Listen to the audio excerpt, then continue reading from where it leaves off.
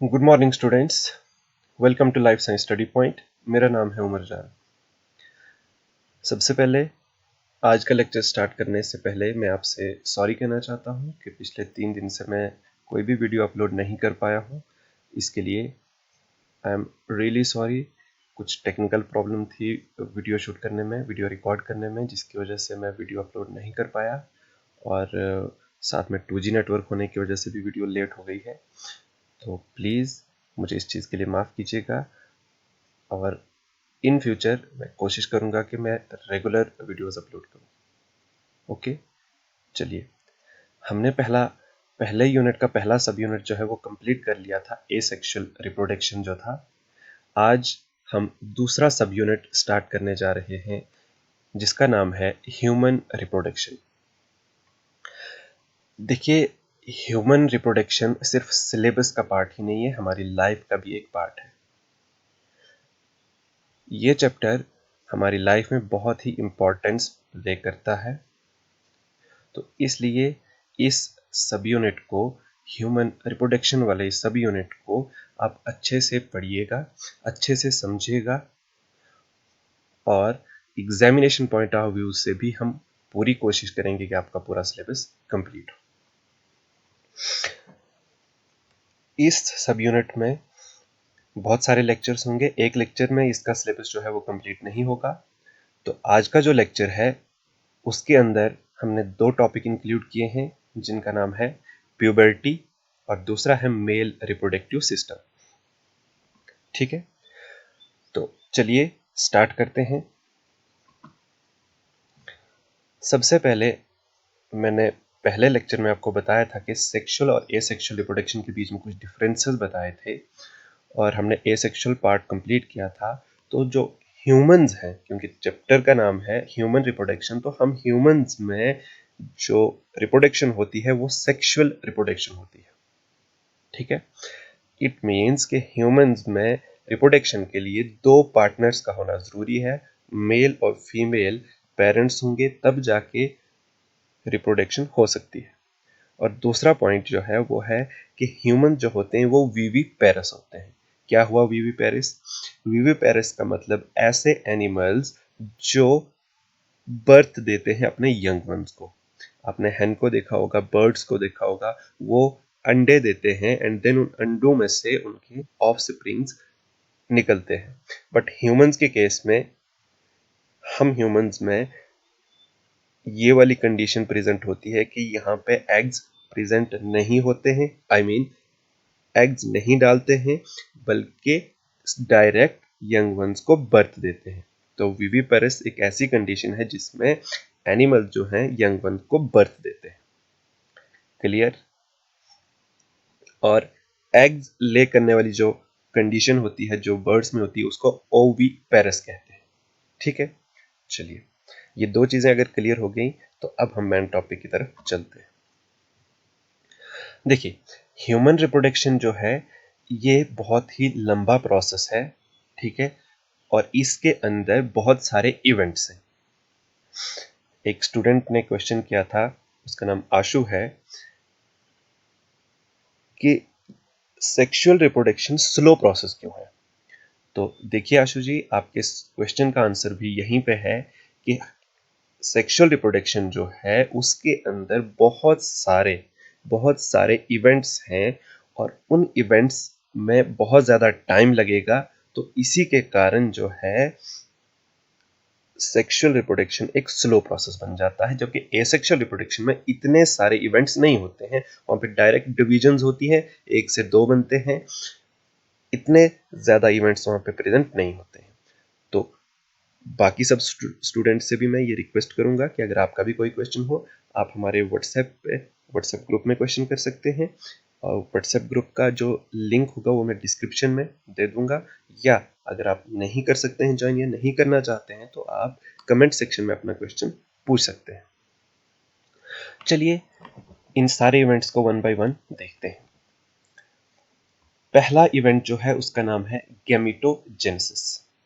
देखिए, मैं इनको एक्सप्लेन करने से पहले आपसे रिक्वेस्ट करूंगा कि आप लोग इनको सीक्वेंस वाइज याद कर लीजिए। पहला गैमेटोजेनेसिस, दूसरा इंसेमिनेशन, तीसरा फर्टिलाइजेशन, चौथा इम्प्लांटेशन, पांचवा जेस्टेशन और छठा पार्चुरेशन। देखिए, इनको सीक्वेंस में याद करना, आप आगे पीछे नहीं बोल सकते हैं, और अगर याद करने में कोई प्रॉब्लम होती है तो मैंने इसका यहाँ पे एक शॉर्टकट बना लिया है, आप देख सकते हैं। यहाँ पे एक यूं कहिए कि एक ट्रिक है, यहाँ पे ये देखिए, इससे आप याद कर सकते हैं GIF। Okay, G for gametogenesis, I for insemination, F for fertilization, and then आगे तीन इवेंट्स को मैंने IGP लिखा है, I for implantation, G for gestation and P for parturition. So please इन इवेंट्स को सीक्वेंस वाइज याद करना जरूरी है, आप आगे पीछे नहीं याद कर सकते, नहीं लिख सकते, वो गलत होगा। ओके, तो वन बाय वन जरा इनको थोड़ा एक्सप्लेन करने की मैं कोशिश करता हूं। देखिए, गैमेटोजेनेसिस क्या हुआ, नाम से ही पता चल जाएगा, गैमीटोजेनेसिस। जेनेसिस होता है फॉर्मेशन और गैमीट का मतलब गैमीट। तो ये एक ऐसा इवेंट है जिसमें मेल्स और फीमेल्स दोनों में गैमेट्स की फॉर्मेशन होगी। मेल्स में मेल गैमेट्स बनेंगे जिसको हम स्पर्म बोलते हैं, और फीमेल्स के अंदर फीमेल गैमेट बनेंगे जिनको हम ओवम बोलते हैं या फिर हम एग बोलते हैं। तो इस इवेंट का नाम है गैमेटोजेनेसिस। जब गैमेट्स बन जाते हैं, मेल के पास स्पर्म बन जाता है, फीमेल के पास ओवम बन जाता है, देन सेकंड इवेंट कौन सा होता है, इंसेमिनेशन। इंसेमिनेशन एक ऐसा इवेंट है जिसमें मेल गैमेट स्पर्म जो है उसको ट्रांसफर किया जाता है फीमेल जेनाइटल ट्रैक्ट में थ्रू वेजाइना। ठीक है, जब मेल और फीमेल के बीच में सेक्सुअल इंटरकोर्स होता है, उस दौरान उस टाइम पे मेल जो है अपना स्पर्म जो है फीमेल जेनाइटल ट्रैक्ट में ट्रांसफर कर लेता है। तो इस प्रोसेस को बोलते हैं, सॉरी, इस इवेंट को बोल देते हैं इंसेमिनेशन। जब इंसेमिनेशन हो जाती है, यानी male gamete female genital tract में यानी फीमेल बॉडी के अंदर एंटर हो जाता है, ट्रांसफर हो जाता है, तो तब जरूरत पड़ती है कि वो दोनों गैमेट से फ्यूज हो जाए। तो fusion of male and female gametes को कहते हैं फर्टिलाइजेशन, जो कि आपका थर्ड इवेंट है। और जब ये फ्यूजन हो जाता है, मेल और फीमेल गैमेट्स फ्यूज हो जाते हैं, तो क्या बनता है, जाइगोट बनता है। देखिए, यहाँ पे जो है मेल गैमेट और फीमेल गैमेट फ्यूज होने के बाद जो जाइगोट बनता है, अब क्या होता है कि ये जो जाइगोट है ये डिवीजन्स शो करता है, और डिवीजन्स शो करते करते अब ये दो सेल्स होते हैं, 2 से 4, 4 से 8, 8 से 16, इसी तरह से ये बनते बनते 64 सेल्स, कितने, 64 सेल्स जब बन जाते हैं, तो उस स्टेज को हम बोलते हैं ब्लास्टोसिस्ट बोलते हैं। क्या बोलते हैं, ब्लास्टोसिस्ट। अभी जब ये ब्लास्टोसिस्ट बन जाती है, तो ये क्या करती है, ब्लास्टोसिस्ट को यूट्रस के पास आना होता है, और यूट्रस की जो वॉल होती है, यूट्रीन की जो वॉल होती है जिसको बच्चादानी कहते हैं, उसके साथ अटैच होना होता है। तो जब ये वहां पे आके अटैच हो जाता है, तो इस इवेंट को हम बोलते हैं इम्प्लांटेशन। ठीक है, इम्प्लांटेशन। उसके बाद जब इम्प्लांटेशन हो जाती है, जब ब्लास्टोसिस्ट जो है यूट्रस की वॉल के साथ अटैच हो जाता है, उसके बाद वो फर्दर डिविजन शो करता है, फिर वो एम्ब्रियो बनता है। ठीक है, और फिर उस एम्ब्रियो की फर्दर डेवलपमेंट होती है अप टू बर्थ। तो ये जो एम्ब्रियोनिक डेवलपमेंट है, इन एम्ब्रियोनिक डेवलपमेंट वाले इवेंट को हम बोलते हैं जेस्टेशन पीरियड। यानी ब्लास्टोसिस्ट जब अटैच हो जाए, वहां से लेकर बेबी के बर्थ तक जितना भी टाइम पीरियड है उसको हम जेस्टेशन पीरियड बोलते हैं, और उस इवेंट का नाम है जेस्टेशन। और उसमें होता क्या है कि जो एम्ब्रियो बना है वो फर्दर डेवलपमेंट करता है, डिविजन्स करता है, फिर आगे डिफरेंशिएशन करता है, अलग अलग ऑर्गन्स बनते हैं, and then organ system, and then complete baby बन जाता है। ठीक है, और फिर लास्ट इवेंट जो आता है पार्ट्यूरेशन, जिसका मतलब यह है कि जब बेबी बन गया, बेबी की डिलीवरी होने को हम टेक्निकल जो टर्म यूज करते हैं, साइंटिफिक टर्म जो है वो है पार्चुरेशन। ठीक है, तो ये सारे इवेंट्स बहुत ज्यादा टाइम लेते हैं, इसलिए जो सेक्सुअल रिप्रोडक्शन है वो एक स्लो प्रोसेस है as compare to asexual reproduction. Okay, चलिए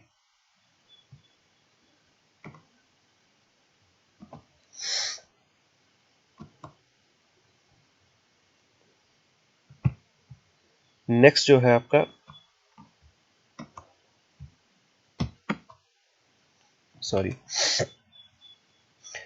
एक चीज यहाँ पे बताना चाहता हूँ कि मेल के अंदर यही इवेंट, मेल फीमेल के इवेंट्स ये थे, रिप्रोडक्शन के सारे इवेंट थे, बट मेल के अंदर कुछ इवेंट्स में फर्क आता है, डिफरेंस आता है एज कंपेयर टू फीमेल। वो कौन सा है? देखिए, स्पर्म फॉर्मेशन का जो है गैमिटोजेनेसिस, जो पहला ही आपका था गैमिटोजेनेसिस, तो मेल के अंदर स्पर्म बनते हैं, फीमेल के अंदर ओवम बनते हैं या एग्स बनते हैं। देखिए, मेल के अंदर जो स्पर्म फॉर्मेशन है वो थ्रू आउट द लाइफ चलती है। इवन जब वो ओल्ड एज में एंटर कर जाता है मेल, तब भी स्पर्म फॉर्मेशन करते हैं। But in case of females 45 to 50 years के बाद, 45 टू 50 ईयर्स के बाद जो है ये पॉसिबल नहीं है। तो एग फॉर्मेशन जो है वो सीज हो जाती है 45 टू 50 एज के बाद फीमेल्स में, जबकि मेल्स में है स्पर्म फॉर्मेशन कंटिन्यू रहती है। तो ये सबसे बड़ा डिफरेंस है, बहुत ही इंपॉर्टेंट डिफरेंस है कि जो ये रिप्रोडक्टिव इवेंट्स हो रहे हैं मेल और फीमेल के अंदर, इन दोनों में, मेल और फीमेल के रिप्रोडक्टिव इवेंट्स में, ये सबसे बड़ा एक डिफरेंस है और इंपॉर्टेंट पॉइंट है। ठीक है, चलिए अब ये जितने भी इवेंट्स के मैंने नाम लिए, जिनको मैंने शॉर्ट में GIFIGP लिखा है, ये जो 6 के 6 इवेंट्स थे, ये कब होते हैं ह्यूमंस के अंदर? जब प्यूबर्टी आ जाती है। अब एक नया वर्ड है, व्हाट इज प्यूबर्टी? तो पहले प्यूबर्टी की डेफिनेशन देखते हैं कि प्यूबर्टी क्या होता है। प्यूबर्टी एक ऐसा पीरियड है जिसमें मेल या फीमेल दोनों, ह्यूमंस की बात कर रहा हूं, मेल्स और फीमेल में दोनों में उनके जो रिप्रोडक्टिव ऑर्गन्स होते हैं वो फंक्शन करना स्टार्ट करते हैं, और फिर male as well as female वो कैपेबल हो जाते हैं, इस काबिल हो जाते हैं कि वो रिप्रोडक्शन करें। तो ऐसे पीरियड को हम बोलते हैं प्यूबर्टी।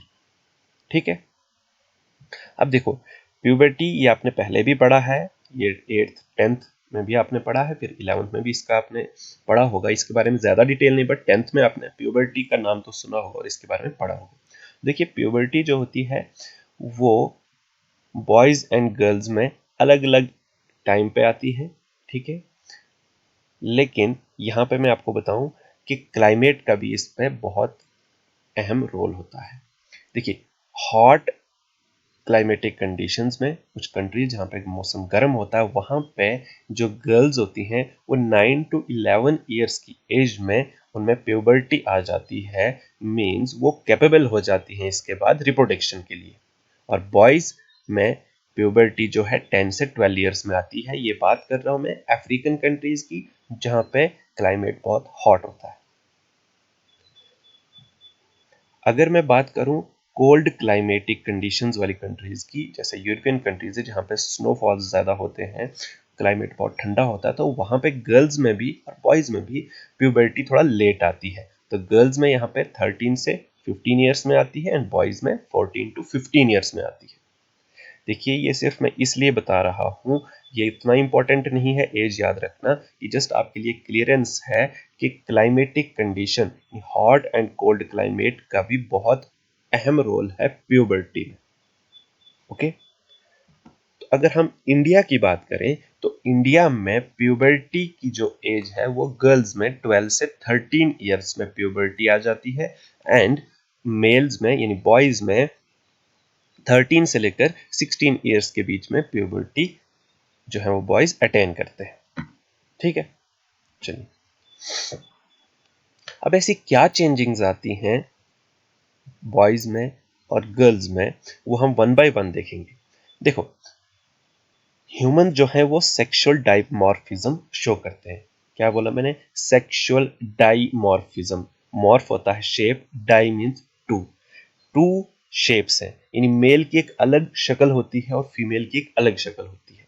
बट जब बेबी का बर्थ होता है, बेसिक तरीके से कहें तो हमें मालूम होता है कि ये बॉय है, ये गर्ल है, बट बाहरी तरीके से देखें, यानी बाहर से देखें, फिजिकल अपीयरेंस से उतना देखें तो ज्यादा डिफरेंसेस नहीं होते।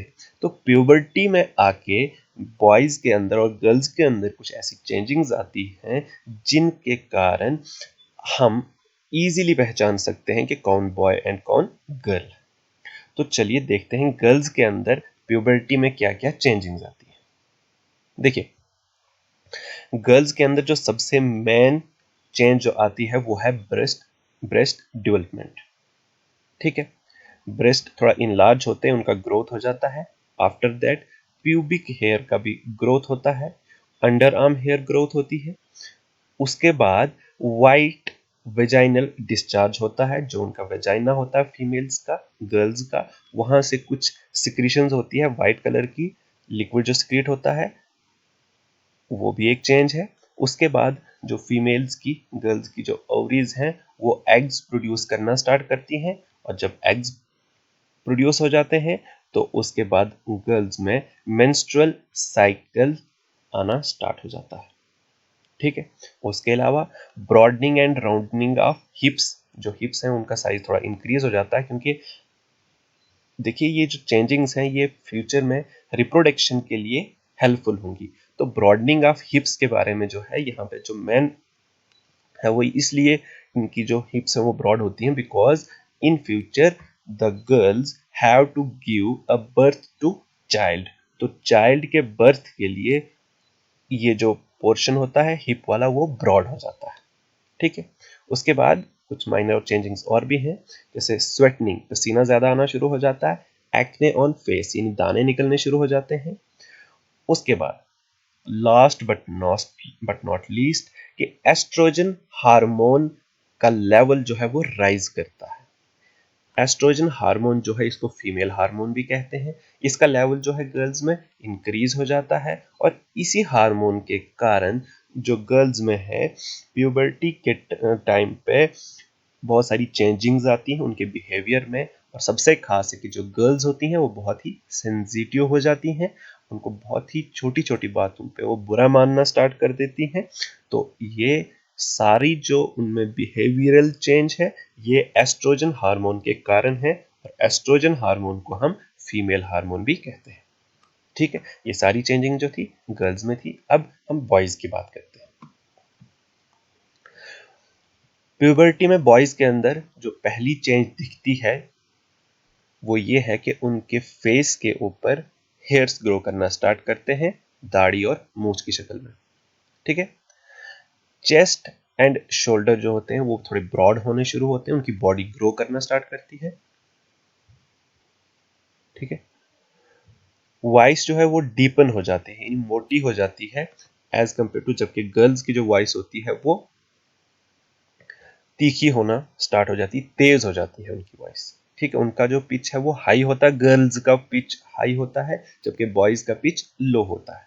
ठीक है, बॉयज के अंदर जो टेस्टिस हैं वो स्पर्म फॉर्म करना स्टार्ट कर देते हैं, स्पर्म बनाना स्टार्ट करते हैं, और जब स्पर्म बन जाते हैं तो बॉयज के अंदर प्यूबर्टी में वेट ड्रीम्स आते हैं। वेट ड्रीम्स क्या होते हैं, देखिए नाम से ही पता लग जाएगा, मतलब कुछ सपना आना है। ड्रीम का मतलब सपना होता है, उन्हें सपना आता है, सपने में वो कुछ ऐसा देखते हैं जिससे उनकी सेक्सुअल डिजायर इंक्रीज होती है, एंड वो इन दैट ड्रीम, वो सपने में ही कुछ उनका जो है स्पर्म रिलीज हो जाता है, जिसको हम वेट ड्रीम्स बोलते हैं। क्लियर है? चलिए, उसके बाद टेस्टिस और पेनिस का साइज इंक्रीज होता है, बॉयज में भी प्यूबिक हेयर ग्रो करते हैं, अंडर आर्म हेयर भी ग्रो करते हैं, बॉयज में भी स्वेटनिंग होती है, बॉयज के फेस पे भी एक्ने दिखने को मिल जाते हैं, इन दाने देखने को मिलते हैं। और उसके बाद फिर से यहाँ पे जो हार्मोनल चेंज है मोस्ट इंपॉर्टेंट है, मैंने इसे रेड कलर में इसीलिए लिखा है कि ये बहुत मोस्ट इंपॉर्टेंट पॉइंट है कि बॉयज के अंदर एक हार्मोन जो है उसका लेवल राइज करता है, इंक्रीज होता है, जिसका नाम है टेस्टोस्टेरोन हार्मोन। इसको मेल हार्मोन भी कहते हैं, और इसी हार्मोन के कारण जो बॉयज होते हैं उनके अंदर एक एग्रेसिव और रिबेल बिहेवियर होता है, बहुत गुस्सा आता है, छोटी छोटी बातों पे वो ज्यादा गुस्सा करते हैं, लड़ाई झगड़े के लिए बिल्कुल तैयार रहते हैं, छोटी सी बात पे मारपीट करना स्टार्ट होता है। देखिए कुछ बॉयज में इतना ज्यादा नहीं देखने को मिलता है, बट अगर जिसमें देखने को मिलता है तो हम ये कह सकते हैं कि उसमें टेस्टोस्टेरोन हार्मोन का लेवल बहुत ज्यादा है।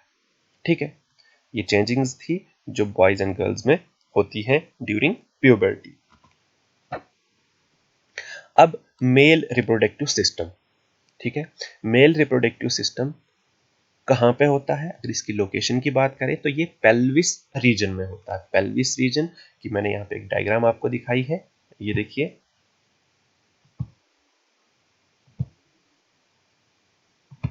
ये वाला रीजन जो आपको दिख रहा है, ये जो है, ये देखिए जिसको मैं पिंक कलर सर्कल मार रहा हूँ यहाँ पे, इसके बीच में मेल का रिप्रोडक्टिव सिस्टम होता है और इस रीजन को हम बोलते हैं पेल्विस। यहाँ से ऊपर बैकबोन शुरू होती है और यहाँ से नीचे जो है ये लेग स्टार्ट होती है, यहाँ से नीचे ये लेग है और ये यहाँ लेग है। तो इस जगह को हम बोलते हैं पेल्विस। क्या बोलते हैं? पेल्विस। ठीक है, तो यहीं पे होता है male reproductive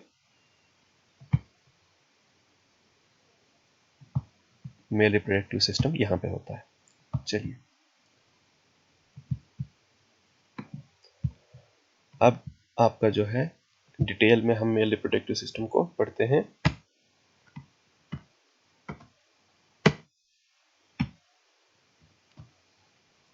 sorry, male reproductive system जो होता है वो मेन 3 पार्ट से बनता है। कौन कौन से हैं? देखिए मैं ऑर्गन्स की बात नहीं कर रहा हूँ कि कितने ऑर्गन्स हैं, मैं पार्ट्स की बात कर रहा हूँ। तो इसमें टेस्टिस होते हैं, कुछ डक्ट्स होती हैं, सारी डक्ट्स को मैंने एक साथ लिखा है तो इनको एसेसरी डक्ट्स बोलते हैं। उसके अलावा कुछ ग्लैंड्स होते हैं जिनको हम, जैसे पेयर्ड सेमिनल वेसिकल्स हैं, प्रोस्टेट ग्लैंड है, पेयर्ड बल्बो यूरिथ्रल ग्लैंड्स हैं, ये सारे जो हैं ग्लैंड्स हैं। उसके बाद एक्सटर्नल जिनाइटेलिया होता है, जो एक्सटर्नल जिनाइटल ऑर्गन होता है जिसको हम पेनिस बोलते हैं। ठीक है, ये ऑर्गन्स हैं। अगर ओवरऑल ऑर्गन्स के नाम लिखने हो तो आप ये सब लिखेंगे, testis, rete testis, vasa efferentia, epididymis and vasa deferens. फिर उसके बाद sorry, paired seminal vesicles, prostate gland, paired bulbourethral gland and penis. ये लिखने सब हैं आपको, बट मैं आपको समझाने के लिए इनको 4 पार्ट्स में डिवाइड करके लिखा है। पहले मैंने टेस्टिस अलग से लिखा है, फिर मैंने एसेसरी डक्ट्स को एक साथ लिखा, फिर ग्लैंड्स को एक साथ लिखा एंड लास्ट पे पेनिस जो है जिसको हम एक्सटर्नल जेनाइटल ऑर्गन भी कहते हैं। ठीक है, चलिए टेस्टिस जो होते हैं ये 2 होते हैं। कहाँ पे प्रेजेंट होते हैं? जो एब्डोमिनल कैविटी के बाहर। एब्डोमिनल कैविटी जो है इसके बाहर एक पाउच होता है। ठीक है, एक पाउच होता है जिसको हम बोलते हैं स्क्रोटम। क्या बोलते हैं? स्क्रोटम। ये जो मैं मार्क कर रहा हूं, ये जो है इतना सा रीजन, सॉरी यहाँ तक, इस रीजन को हम बोलते हैं स्क्रोटम बोलते हैं। क्या बोलते हैं? स्क्रोटम। और स्क्रोटम के अंदर होते हैं 2 टेस्टिस होते हैं। ओके, स्क्रोटम एक लैटिन वर्ड है जिसका मतलब होता है लेदर्ड पाउच। ठीक है, ये जो स्क्रोटम होता है इसका मेन फंक्शन जो होता है वो क्या होता है कि टेम्परेचर को मेंटेन रखे, लो टेम्परेचर को मेंटेन रखे। जो टेस्टिस का काम क्या है? टेस्टिस ने करना है स्पर्म फॉर्मेशन। ठीक है, गैमेटोजेनेसिस, स्पर्म फॉर्मेशन करना है मेल्स में, और उसको टेम्परेचर कम चाहिए। जितना बॉडी का टेम्परेचर है, आपने पढ़ा होगा बॉडी का टेम्परेचर जो होता है वो 37 डिग्री सेल्सियस होता है। ठीक है, और टेस्टिस को इससे 2 से 2.5 डिग्री सेल्सियस कम टेम्परेचर चाहिए। अगर 37 बॉडी टेम्परेचर है तो 34.5 या 35 डिग्री सेल्सियस के आसपास टेम्परेचर होना जरूरी है टेस्टिस में स्पर्म फॉर्मेशन के लिए। तो ये स्क्रोटम का काम होता है। ठीक है, उसके बाद टेस्टिस की हम शेप की अगर हम बात करें तो शेप कैसी है? ओवल इन शेप है, ओवल शेप है। और अगर हम इसके विड्थ और लेंथ की बात करें तो ये इसकी विड्थ है, ये देखिए यहाँ से लेकर यहाँ तक विड्थ कितनी होती है? 2 से 3 सेंटीमीटर के आसपास होती है। और अगर हम लेंथ की बात करें तो लेंथ कितनी होती है? यहाँ से यहाँ तक 4 to 5 सेंटीमीटर। कितनी होती है? 4 to 5 सेंटीमीटर की इसकी लेंथ होती है। ठीक है, चलिए नेक्स्ट देखते हैं।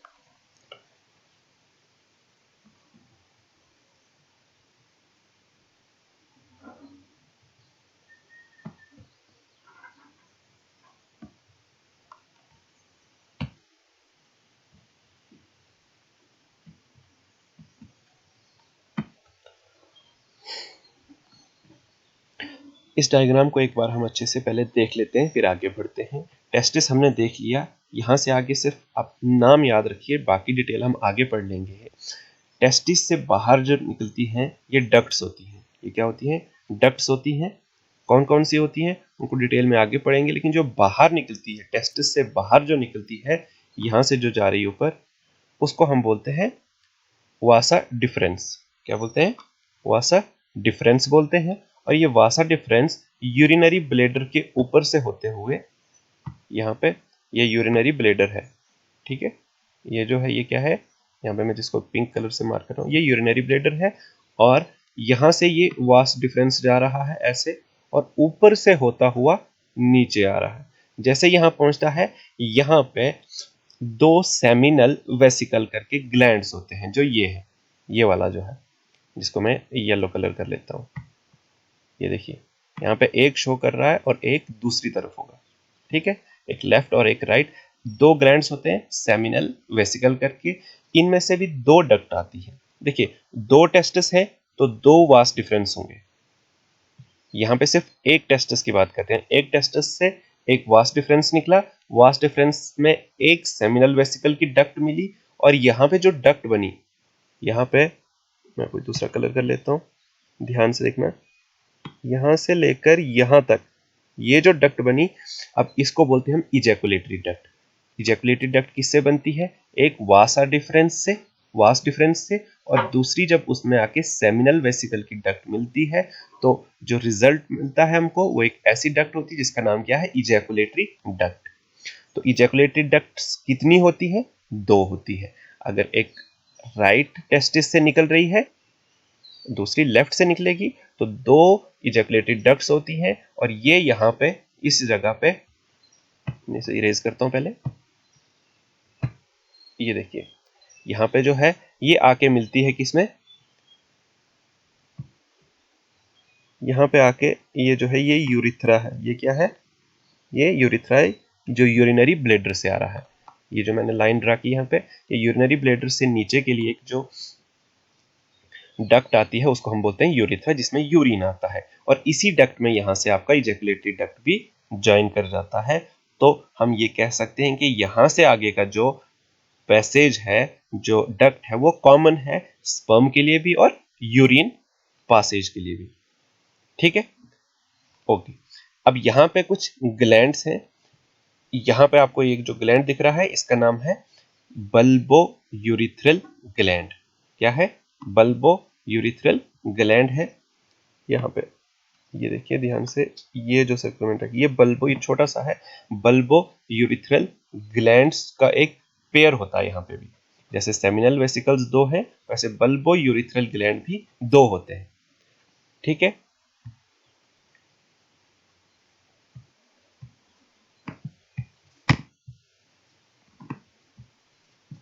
ठीक है। ये जो यहाँ पे एक और स्ट्रक्चर आपको दिख रहा है, इसको हम बोलते हैं प्रोस्टेट।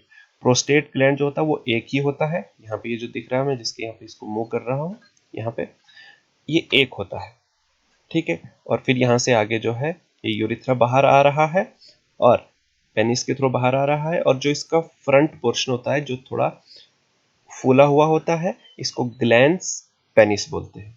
ठीक है, और इसके ऊपर एक स्किन होती है जिसको हम फॉर स्किन बोलते हैं।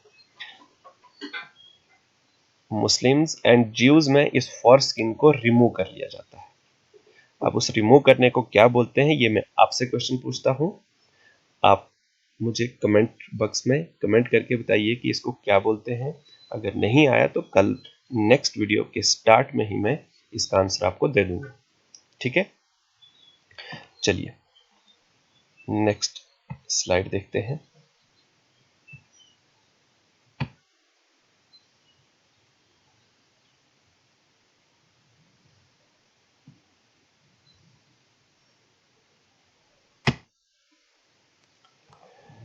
जो टेस्टिस होता है उसके अंदर 250, ईच टेस्टिस की बात करो, हर एक टेस्टिस में 250 के आसपास कंपार्टमेंट्स होते हैं, पार्टीशंस होते हैं, उनको बोलते हैं टेस्टिक्यूलर लोब्यूल्स। क्या बोलते हैं? टेस्टिक्यूलर लोब्यूल्स बोलते हैं। और हर एक लोब्यूल के अंदर 1 से लेकर 3 सेमिनिफेरस ट्यूब्यूल्स होती हैं। और वो सेमिनिफेरस ट्यूब्यूल्स का काम क्या है? Sperm production. यहां पे स्पर्म बनता है। ठीक है, अब मैं डायग्राम में आपको दिखाता हूं कि सेमिनिफेरस ट्यूब्यूल्स कैसी होती है। यहां पे देख लीजिए पहले, फिर मैं दोबारा उसी स्लाइड पे लेके आपको बाकी बताता हूँ। ये जो डायग्राम अगर आपको दिख रही है, ये देखिए, ये दोनों डायग्राम सेम है, अलग अलग व्यू है। अगर मैं इस वाली डायग्राम की बात करूं, यहाँ पे ये देखो, ये जो पूरा बाहर से है, ये आपका जो है एक टेस्टिस है।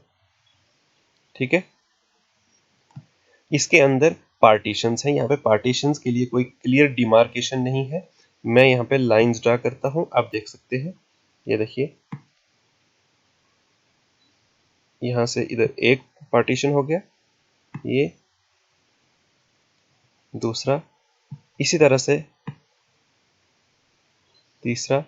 इस तरह से ये कंपार्टमेंट्स है, जो कि इस वाली डायग्राम में आपको ज्यादा क्लियर दिखेंगे। ये देख सकते हैं आप, इस तरह के ये इन कंपार्टमेंट्स को हम लोब्यूल बोलते हैं, टेस्टिक्यूलर लोब्यूल। अब हर लोब्यूल के अंदर क्या है, ये जो करली स्ट्रक्चर सा दिख रहा है, ये सेमिनिफेरस ट्यूब्यूल्स होते हैं। और यही सेमिनिफेरस ट्यूब्यूल्स हैं जो स्पर्म की फॉर्मेशन करते हैं। ठीक है, चलिए हम वापस स्लाइड पे जाते हैं, अपनी जो पहली स्लाइड हमारी थी। चलिए, जो सेमिनिफेरस ट्यूब्यूल्स होती हैं, उनके अंदर से अगर हम बात करें तो 2 किस्म के सेल्स होते हैं। सेमिनिफेरस ट्यूब्यूल के अंदर की बात कर रहा हूं, वहां पे 2 टाइप्स के सेल्स होते हैं, जिनका नाम क्या है? जर्म सेल्स, जिनका दूसरा नाम स्पर्मेटोगोनिया है। और होते हैं वहां पे सर्टोली सेल्स। क्या काम है इनके? मेल जर्म सेल जो होते हैं, यही सेल जो है वो स्पर्म फॉर्मेशन करते हैं, और सर्टोली सेल जो होते हैं वो इन जर्म सेल्स को न्यूट्रिशन प्रोवाइड करते हैं। बस इतना याद रखिए, बाकी डिटेल में कैसे करते हैं, क्या है, वो हम आगे और टॉपिक से उन पे और ज़्यादा एक्सप्लेन करके मैं आपको बताऊंगा।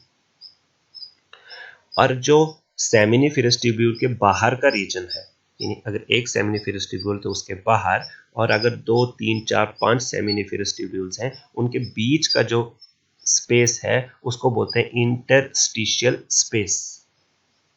ठीक है, उसमें क्या होता है, कुछ ब्लड की वेसल्स होती हैं, लेकिन वहां पे कुछ सेल्स होते हैं जिनका नाम है इंटरस्टिशियल सेल्स और लेडिग सेल्स। ठीक है, लेडिग सेल्स का फंक्शन क्या है? ये जो लेडिग सेल्स होते हैं, ये प्रोड्यूस करते हैं मेल्स में, बॉयज में टेस्टोस्टेरोन हार्मोन। तो इम्पॉर्टेंट, अगेन इम्पॉर्टेंट पॉइंट, कि जो लेडिग सेल्स से ही ऐसे सेल्स हैं जो टेस्टोस्टेरोन प्रोड्यूस करते हैं। ठीक है, 2 चीजें अभी तक आपने सीख ली इधर से। कौन सी? एक, कि स्पर्म फॉर्मेशन कौन करता है? तो आप बोलोगे सेमिनिफेरस ट्यूब्यूल के अंदर होते हैं सेल्स। कौन से सेल्स होते हैं? मेल जर्म सेल्स, वो प्रोड्यूस करते हैं स्पर्म। और जो लेडिग सेल होते हैं, ये होते हैं सेमिनिफेरस ट्यूब्यूल के बाहर प्रेजेंट होते हैं लेडिग सेल्स, और ये प्रोड्यूस करते हैं टेस्टोस्टेरोन हार्मोन। ठीक है, अब यहाँ पे डक्ट्स को थोड़ा ज़्यादा एक्सप्लेन करके बताया हुआ है, यहाँ पे देख लीजिए। पहले एक बार मैं डायग्राम में दिखाता हूँ और फिर आपको मैं रीड करके भी बता दूंगा। देखिए, यहाँ पे जो है ये एक लोब्यूल है, यहाँ पे नीचे दिखा है जहाँ मेरा कर्सर मूव हो रहा है। ठीक है, यहाँ पे एक लोब्यूल है। ठीक है, लोब्यूल क्या है? एक पार्टीशन होती है टेस्टिस के अंदर। तो एक टेस्टिस के अंदर अबाउट 250 के आसपास कंपार्टमेंट्स होते हैं, लोब्यूल्स होते हैं। इनको क्या बोलते हैं? टेस्टिक्यूलर लोब्यूल्स बोलते हैं। ये लोब्यूल्स के अंदर क्या होता है? सेमिनिफेरस ट्यूब्यूल होती हैं, जिनकी डक्ट ओपन होती है रेटे टेस्टिस में। ये यहाँ पे रेटे टेस्टिस है, यहाँ पे ये ओपन होती हैं, और फिर रेटे टेस्टिस आगे ओपन होता है वास इफरेंशिया में। किसमें? वास इफरेंशिया में। और वासा इफरेंशिया जो है वो आगे चल के, ये है वासा इफरेंशिया, मैं यहाँ पे बता दूं आपको, जब मेरा कर्सर मूव हो रहा है देख लीजिए एक बार, इसको बोलते हैं वासा इफरेंशिया। और इससे ऊपर जो है ये आता फिर आपका एपिडिडाइमस, यहाँ से लेकर यहाँ तक, ठीक है, यहाँ से लेकर यहाँ तक इसको बोलते हैं एपिडिडाइमस। और एपिडिडाइमस से बाहर जो डक्ट निकलती है उस डक्ट का नाम क्या होता है? वासा डिफरेंशिया या वासा डिफरेंस, ठीक है, ये इसका नाम होता है, वास डिफरेंस या वासा डिफरेंशिया। ठीक है, डक्ट्स क्लियर हो गई, थोड़ा डायग्राम से क्लियर हुआ, तो चलिए अब जरा इसको रीड करते हैं। The seminiferous tubules of the testis open into Vasa differentia through rate testis. ठीक है, तो इसका मतलब ये हुआ कि सबसे पहले जो सेमिनिफेरस ट्यूब्यूल्स हैं वो रेटे टेस्टिस में जाती हैं, और रेटे टेस्टिस ओपन होता है वासा इफरेंशिया में। वासा इफरेंशिया जो है टेस्टिस से बाहर आता है और किस में एंटर करता है? एपिडिडाइमस में। जो एपिडिडाइमस है, एपिडिडाइमस में से एक आगे डक्ट निकलती है जिसका नाम है वासा डिफरेंशिया। ठीक है, और वासा डिफरेंशिया ऊपर के लिए आती है, एब्डोमेन की तरफ आती है, और यूरिनरी ब्लैडर के ऊपर से होते हुए नीचे जाती है, और जाते जाते सेमिनल वेसिकल करके ग्लैंड्स होते हैं, तो उन ग्लैंड्स की डक्ट इसके साथ जुड़ जाती है, वासा डिफरेंशिया के साथ जुड़ जाती है, और जुड़ने के बाद जो नई डक्ट बनती है उसको बोलते हैं इजैकुलेटरी डक्ट। ठीक है, चलिए इस डायग्राम में आपको यही चीज है, नाम आपको याद करने की कोई जरूरत नहीं है। यहाँ पे जो नाम है बहुत ही हाई लेवल के नाम है, इतने आपके सिलेबस में नहीं है, आपको कोई भी लेबलिंग इतनी याद नहीं रखनी है, सिर्फ समझना है इस डायग्राम को कि नीचे से जो है ये वाला है, मैं मार्कर करता हूँ फिर से,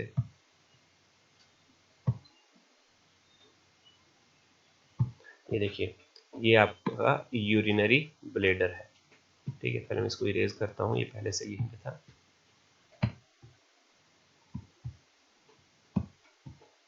ये देखिए, ये मैंने मिटा लिया है, ये यूरिनरी ब्लेडर है। ये क्या है? यूरिनरी ब्लेडर है, ये इतना बड़ा, ये देखिए। ठीक है, अब यूरिनरी ब्लेडर के नीचे से आ रही हैं डक्ट्स, कौन सी वाली? ये वाली, एक ये वाली और दूसरी ये वाली। ये क्या है? ये डक्ट्स आ रही हैं कहाँ से? वासा डिफरेंशिया के नाम से है ये, और ये आ रही है टेस्टिस से, और आते आते जैसे यहाँ पहुँचती है इस जगह पे, ध्यान से देखना, यहाँ पे, यहाँ पे इस जगह पे ये आपस में मिलती है। सेमिनल वेसिकल की डक्ट वासा डिफरेंशिया की डक्ट से यहाँ पे जुड़ती है, और एक कॉमन पासेज बनता है जिसको हम बोलते हैं यूरिथ्रा में एंटर होती है। ठीक है, यूरिथ्रा में से यूरिन भी पास होता है, और यहाँ से आगे स्पर्म भी पास होगा। ठीक है, उसके नीचे ग्लैंड्स हैं, जो ये वाला ग्लैंड है, ध्यान से देखना। ठीक है, ये जो ग्लैंड है इसका नाम है प्रोस्टेट ग्लैंड। प्रोस्टेट ग्लैंड एक होता है। ठीक है, उसके बाद अगर ये वाला भी प्रोस्टेट ग्लैंड भी अगर हम देख लिया, तो उसके बाद बचते हैं बल्बो यूरिथ्रल ग्लैंड, जिसका सेकंड नाम क्या है? कॉपर्स ग्लैंड भी बोलते हैं। ये भी दो होते हैं, ये थोड़ा आगे प्रेजेंट होते हैं। ठीक है, चलिए मैं इसको पहले मिटा लेता हूँ।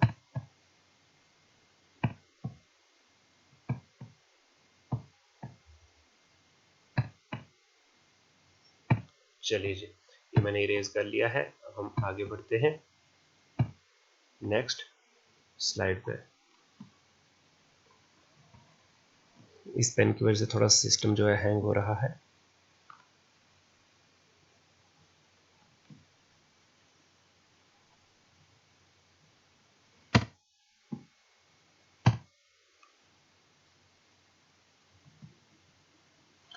उसके बाद आपका आता है पेनिस। पेनिस क्या है? ये एक मेल एक्सटर्नल जेनिटिलिया है, या आप कह सकते हो जेनाइटल ऑर्गन है, मेल्स में प्रेजेंट होता है। ये बना होता है कुछ स्पेशल टाइप के टिश्यूज से जिनको हम बोलते हैं इरेक्टाइल टिश्यू, और ये किस में हेल्प करते हैं? पेनिस के इरेक्ट होने में ये हेल्प करते हैं कि जब इनसेमिनेशन होनी होती है, मतलब इनसेमिनेशन के लिए जो मेल गैमेट है वो फीमेल वजाइना के अंदर डालना है, तो उस वक्त पेनिस का ही अहम रोल होता है। और पेनिस जो है वो इंसेमिनेशन करने के लिए इरेक्ट होता है ड्यू टू दीज टिश्यूज, जिनको हम इरेक्टाइल टिश्यू बोलते हैं। ठीक है, और जो पेनिस है उसके लास्ट वाला जो एंड पॉइंट होता है वो थोड़ा स्वोलन होता है, फूला हुआ होता है, बड़ा होता है, उसको बोलते हैं ग्लैंस पेनिस। उसको क्या बोलते हैं? Glans penis. और इस ग्लैंस पेनिस के ऊपर से होती है एक लूज फोल्ड ऑफ स्किन, जिसको बोलते हैं फोर स्किन। तो मैंने एक क्वेश्चन जो पीछे भी आपके लिए डाला था वो फिर से मैं रिपीट कर रहा हूँ कि बताइए उस प्रोसेस का नाम जिसके थ्रू मुस्लिम्स और जीव जो हैं इस फोर स्किन को रिमूव करते हैं। ठीक है, अब है आपके ग्लैंड्स कितने होते हैं? ग्लैंड्स 3 होते हैं, याद कर लीजिए कितने होते हैं? 3 3 3। टोटल ग्लैंड्स कितने होते हैं? 3 किस्म के होते हैं। सेमिनी वेसिकल जो होते हैं ये पेयर में होते हैं, प्रोस्टेट सिंगल होता है, और बल्बो यूरिथ्रल अगेन जो है पेयर में होता है। इनसे निकलने वाली जो सिक्रीशंस होती हैं उनको बोलते हैं सेमाइनल प्लाज्मा या सेमिनल प्लाज्मा। इसके अंदर क्या होता है? फ्रक्टोज, कैल्शियम और कुछ एंजाइम्स प्रेजेंट होती है। The secretion of bulbourethral gland also help in lubrication of the penis। और bulbourethral gland जो है ये क्या करता है? कुछ सिक्रेशंस करता है, और ये सिक्रेशंस किस में हेल्प करती है? पेनिस की लुब्रिकेशन में हेल्प करती है, so that the penis can easily enter the vagina of female. Okay, चलिए